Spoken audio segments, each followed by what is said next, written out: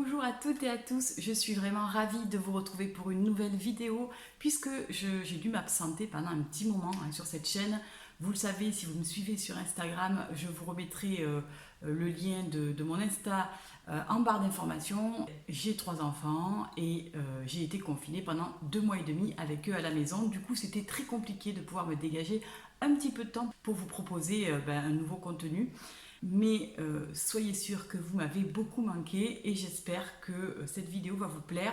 Tout d'abord, j'espère que vous allez toutes et tous bien, que ceux qui ont repris le chemin du travail l'ont fait dans de bonnes conditions, ce qui n'est pas mon cas. Voilà, je ne vais pas m'attarder sur la situation, n'est-ce pas, parce que sinon je vais m'énerver.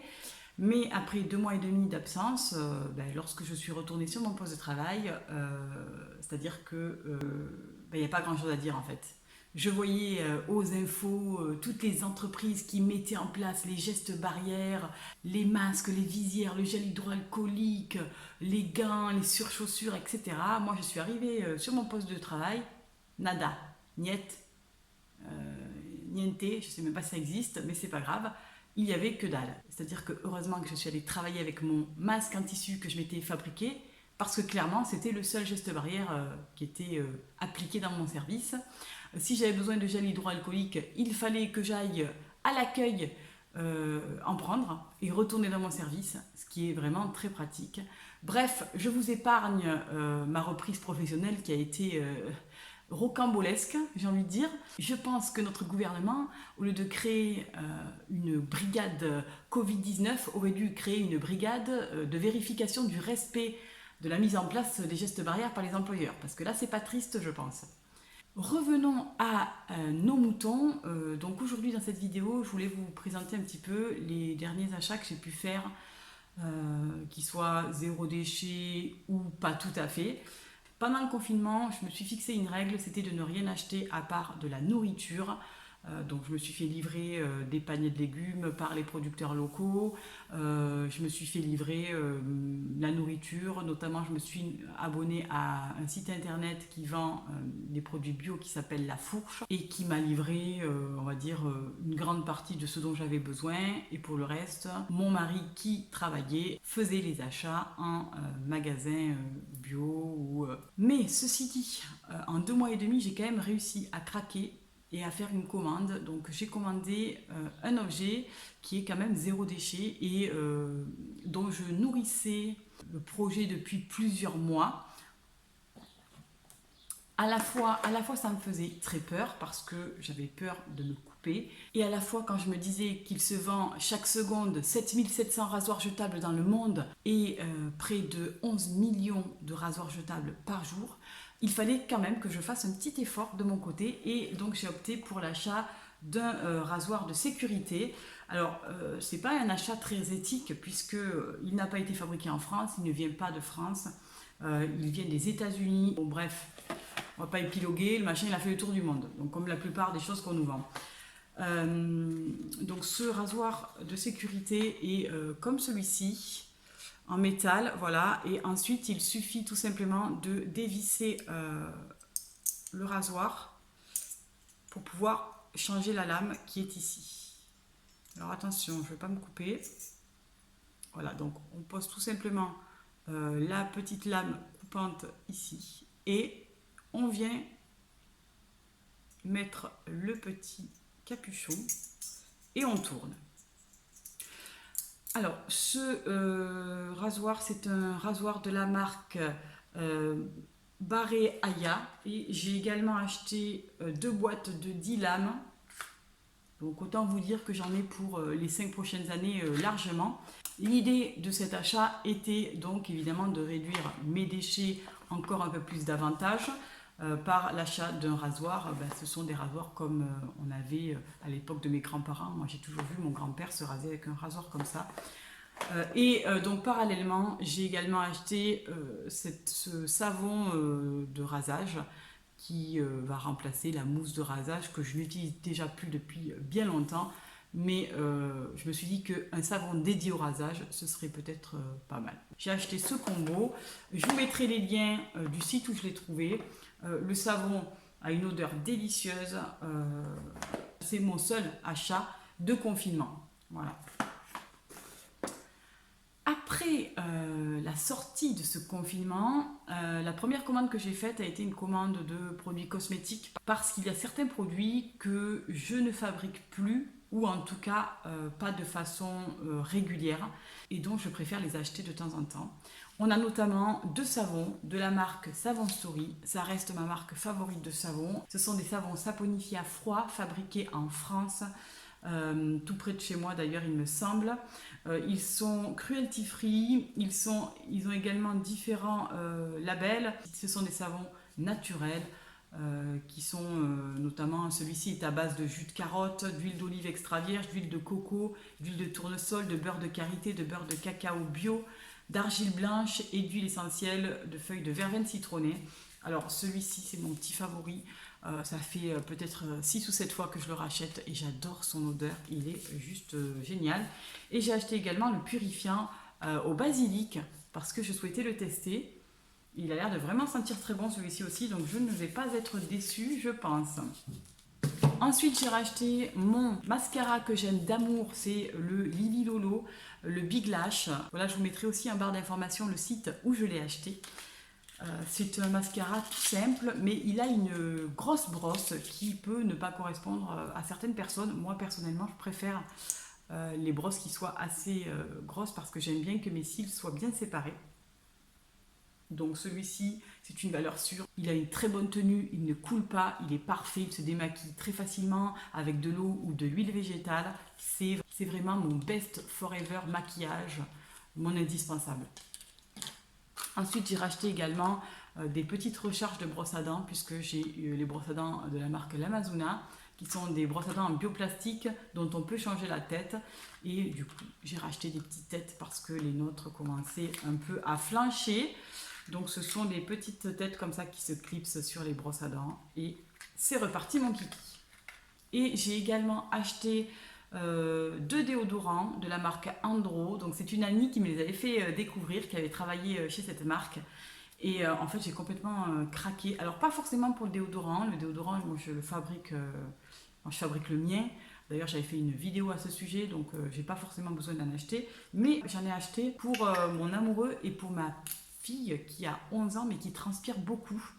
J'ai pris évidemment celui à la noix de coco sans huile essentielle pour ma fille et elle en est ravie. Alors c'est vrai qu'elle est un peu jeune mais malheureusement elle transpire énormément. Donc j'ai souhaité lui faire découvrir un déodorant naturel plutôt que les déos en bombe aérosol en me disant que peut-être ça ferait son petit bout de chemin dans sa tête. Ensuite j'ai racheté le dentifrice zéro déchet Andro également. J'ai pris celui à la menthe givrée. J'ai testé, je l'ai adoré. Honnêtement, c'est le meilleur dentifrice zéro déchet que j'ai pu tester jusqu'à présent. J'en ai testé pas mal, des solides, des dentifrices en pâte, des dentifrices en poudre. J'ai testé aussi ceux de la box Pouce Pouce. Il y avait notamment du charbon. J'ai pas du tout adhéré, mais alors carrément pas. Celui-ci, c'est vraiment celui dont le goût se rapproche le plus possible des dentifrices de grande surface, tout en étant composé que d'ingrédients naturels. Voilà. Donc c'est vraiment best forever aussi. Il est labellisé cosmétique bio. Il n'y a évidemment pas de dioxyde de titane, vous le savez, qui est un composant sous forme de nanoparticules qui peut être cancérigène et que l'on trouve dans les 2/3 des dentifrices en vente et parfois même dans les dentifrices bio. Je vais reprendre, j'avais fait un petit post sur Insta sur le sujet, mais donc c'est une association qui s'appelle Agir pour l'environnement qui a étudié 408 dentifrices dont 59 dentifrices pour enfants, certains également qui avaient le label cosmétique bio et les résultats ont été totalement alarmants puisqu'il s'est avéré que les 2/3 des dentifrices, 271 sur ces 408, contenaient tout de même du dioxyde de titane et il y avait un dentifrice pour enfants sur 2 qui en contenait également. Donc personnellement, je préfère éviter et proposer à ma famille ce dentifrice-là qui est beaucoup plus sain et naturel. Pour terminer, le dernier achat que j'ai fait sur ces boutiques, alors je crois qu'il y avait Vegani et la savonnerie, quelque chose comme ça. Bon, je vous mettrai en barre d'informations tout ça. J'ai acheté un porte-savon en bambou et je crois que c'est du bioplastique. C'est fait à base de maïs, il me semble. Je ne sais plus exactement, mais bref, ce n'est pas du plastique. Et il y a un petit repose en bambou. Alors ça, c'est bien pratique parce que je cherchais depuis longtemps, mais j'en ai acheté en bois, ça pourrit. Et tout ce que je voyais était soit en plastique ou soit en céramique, mais de type comme ça. En fait, il n'y avait rien pour écouler l'eau. Donc le savon, finalement, finissait par fondre dans le restant d'eau. Et là, ce qui est hyper pratique, c'est qu'on peut laisser reposer le savon et l'eau s'accumule dans le petit réservoir et du coup, le savon reste intact et n'est pas laissé à son triste sort dans le reste d'eau du contenant. Donc, je trouve ça quand même plutôt pratique.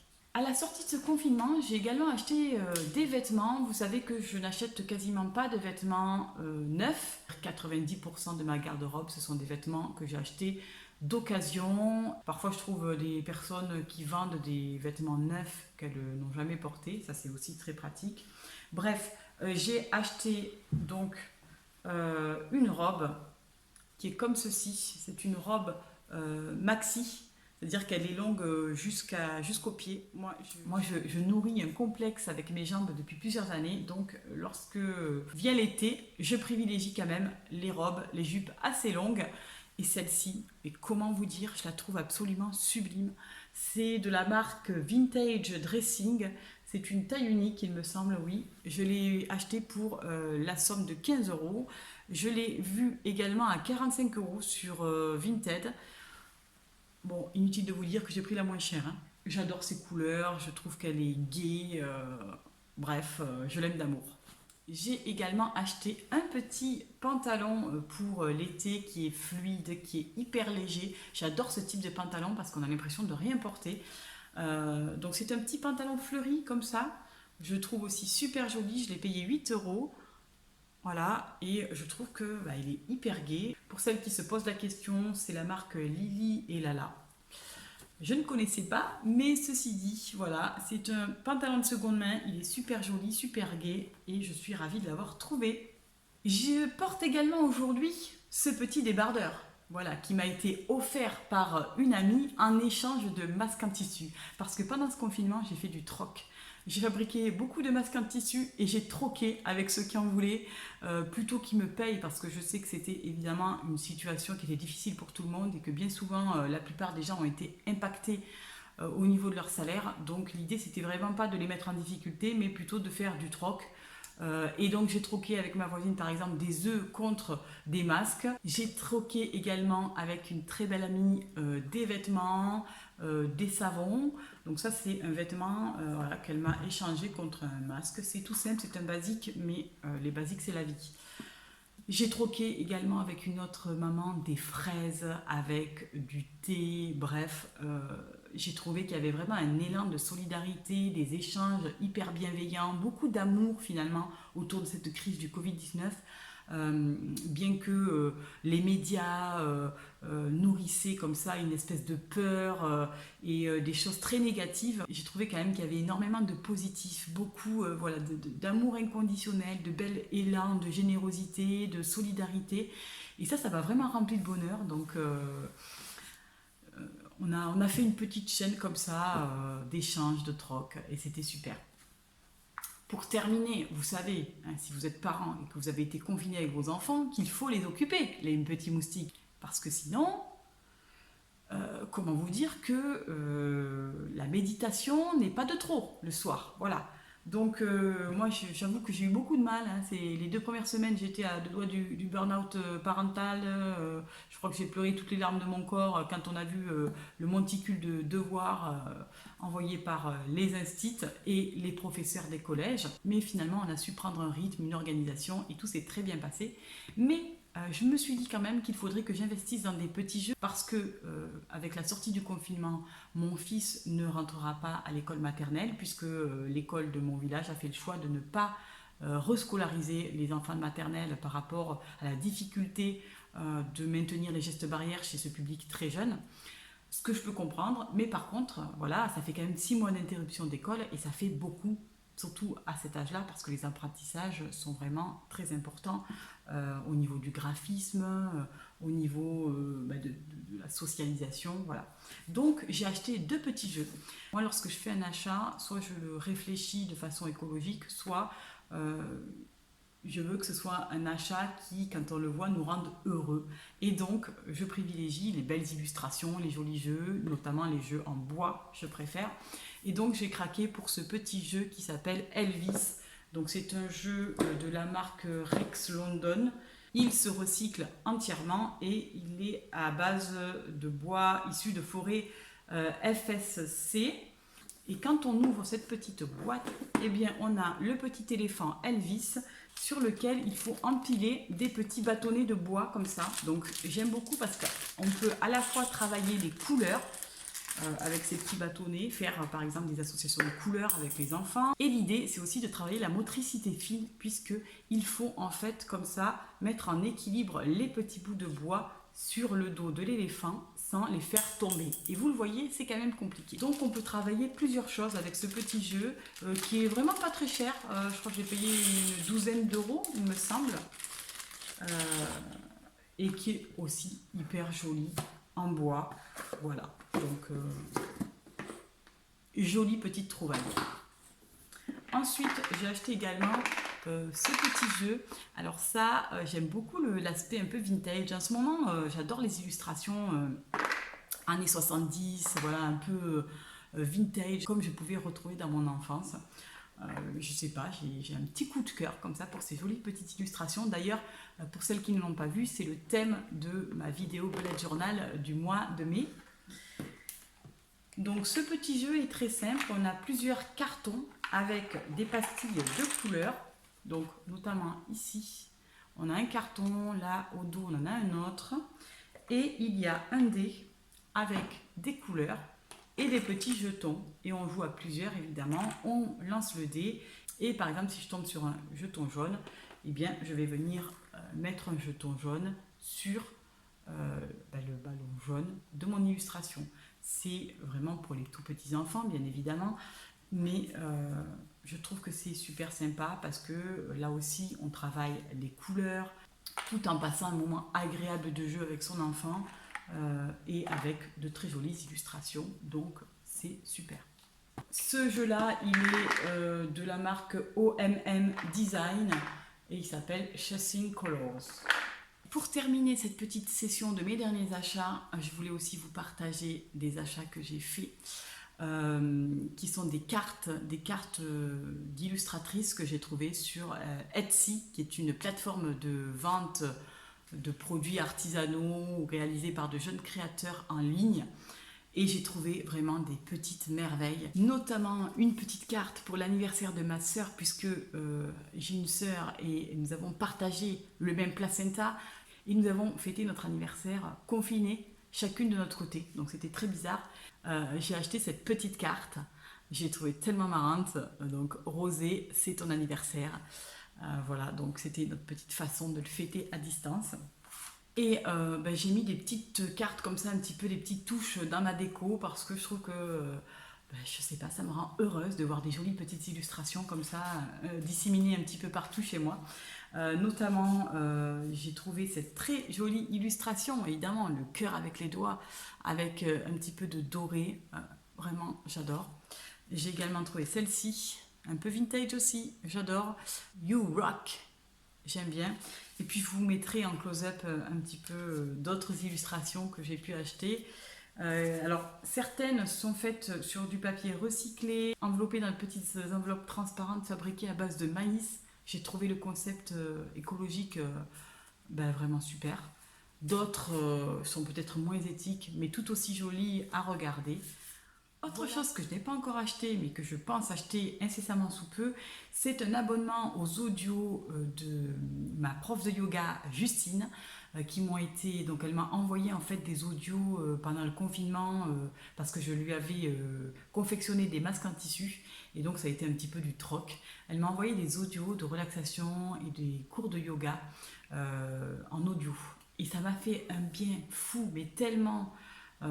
c'était tellement bien que je pense que je vais prochainement prendre un abonnement. Donc évidemment, vous le savez, les entrepreneurs doivent sans arrêt se réinventer.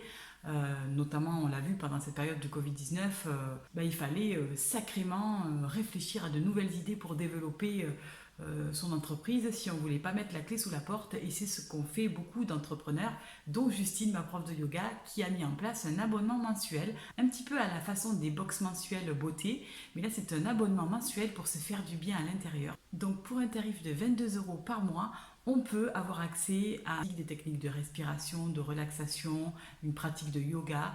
Voilà, donc je vous mettrai, si ça vous intéresse, en barre d'informations son lien. En tout cas, moi, je pense que je vais faire le pas de pouvoir m'abonner mensuellement. Déjà pour soutenir cette façon de se réinventer, aussi parce que j'adore cette personne qui est d'une bienveillance et qui est un peu angélique. Alors vous ne la connaissez pas vous, mais ce que je peux vous en dire, c'est qu'elle est toute douce. C'est une personne qui n'a pas eu des moments très faciles dans sa vie et elle a toujours su rebondir, voir le côté positif des choses. Et donc j'ai envie de la remercier pour tout ce qu'elle apporte à notre belle planète. Voilà, et je pense m'abonner très prochainement à ses audios. C'est aussi un de mes futurs achats post-confinement pour essayer de revenir à un mood un petit peu plus zen après cette remise en route un peu compliquée dans le monde du travail, qui ne répondait pas tout à fait à ce que j'imaginais. Voilà pour ces jolies petites découvertes que j'ai faites, en tout cas qui m'ont plu. J'espère de votre côté que tout va bien, que cette période de confinement n'a pas été trop difficile à vivre pour vous. J'ai bien conscience que pour les personnes hypersensibles ou un petit peu fragiles, ça a été très compliqué, cette période de confinement. D'ailleurs, je suis des personnes dans le cadre du travail qui ont très mal vécu ce confinement et qui ont été hospitalisées malheureusement. Je vous envoie beaucoup d'amour, voilà, et j'espère que ça va aller beaucoup mieux pour ceux qui l'ont mal vécu. Voilà pour ces petites découvertes, j'espère que ça vous aura plu. Je vous embrasse très très fort. Prenez bien soin de vous et je vous dis à très vite pour une nouvelle vidéo. Bye bye.